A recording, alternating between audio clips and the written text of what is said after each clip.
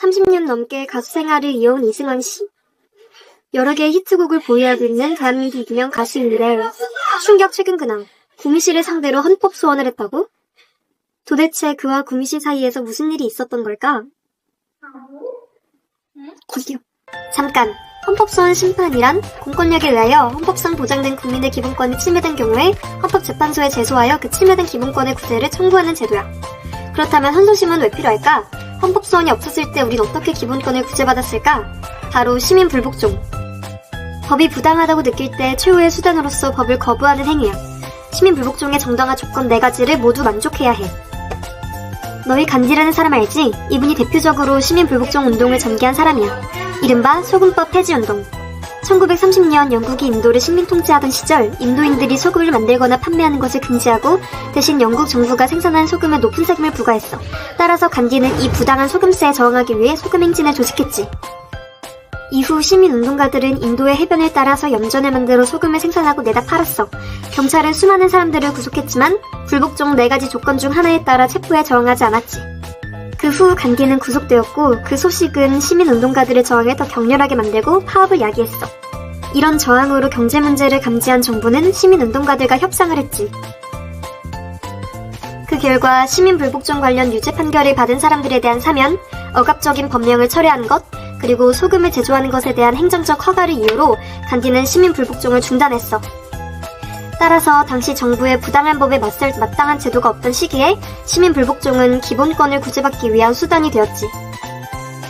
그런데 우리의 권리가 침해당할 때마다 계속 이런 식으로 구제받으려면 너무 힘들겠지? 그래서 오늘날 헌법소원 심판이라는 제도가 생긴 거야. 그럼 어떻게 구제받을 수 있을까? 맨 처음에 봤던 이승환 씨 사례를 통해 함께 알아볼까?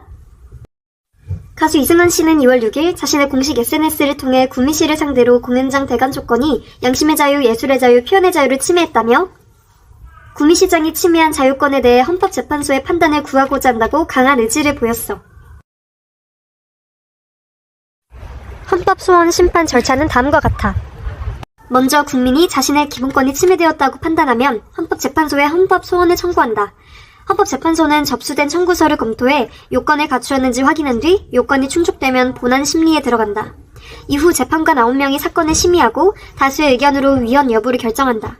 최종적으로 헌법재판소는 위헌 또는 기각 등의 결정을 내려 이를 공표한다. 가수 이승환 씨도 헌법심판을 청구하기 위해 헌법재판소에 청구서를 제출하여 헌법소원 기소 과정 중 1단계인 헌법소원 청구서 제출까지 마쳤어. 하지만 헌법재판소에서는 다음 단계인 본심리로 가지 않고 각하했는데 헌법재판소의 이유는 이랬어. 공연이 이미 취소된 상황이라 심판을 통해 보호할 권리가 남아있지 않다. 즉 심판 이익이 없다는 이유로 사건을 끝낸 거야. 이승환 씨 측은 즉각 반발했어. 서약서 강요가 다시 반복될 가능성이 있는데 그걸 인정하지 않는 건 부당하다. 이후 그는 민사소송도 제기하며 법적 대응을 이어가고 있어. 이제 우리는 권리를 아는 것만으로는 충분하지 않아. 올바른 절차를 통해서 적극적으로 지킬 때 우리 사회의 정의가 실현되는 거야. 앞으로 우리들도 이승환 씨처럼 기본권이 침해받았을 때 주저 말고 정당한 절차를 통해 권리를 지켜나가자. 권리온